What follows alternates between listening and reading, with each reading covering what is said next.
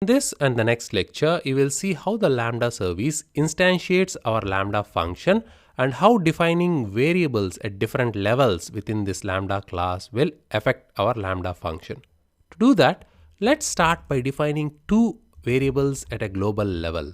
At the class level, these are fields: private double instance variable is the name is equal to math class dot random. I am assigning a random value to this. Next, private static, this time a class level variable, call it static variable is equal to again math dot random.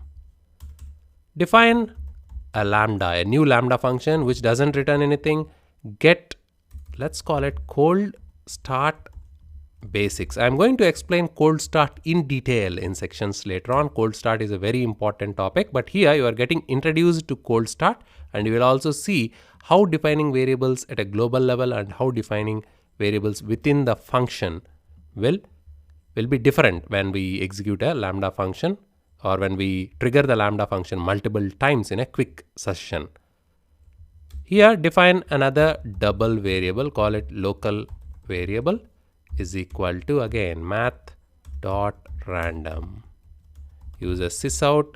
We'll print out all the variables one at a time. The first one is instance colon space plus the instance variable plus within double quotes the static variable colon space plus the static variable, and the last one plus within double quotes. Let's give some space here for the static variable as well. The last one is the local variable. Let me take this to a new line right there. Local variable space plus the local variable. Also, we'll define a constructor and a static block. Constructor is data types, the default constructor within which add a sysout statement.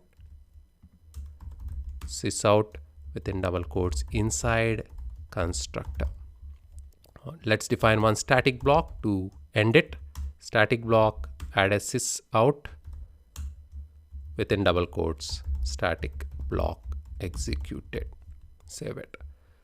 So in this lecture, you have defined variables at different levels. You have field level properties, the instance variable and the static variable. Then you also have a variable within a function, and you have also defined a constructor and a static block. In the next lecture, we'll deploy this to a Lambda environment on the cloud and see how that works.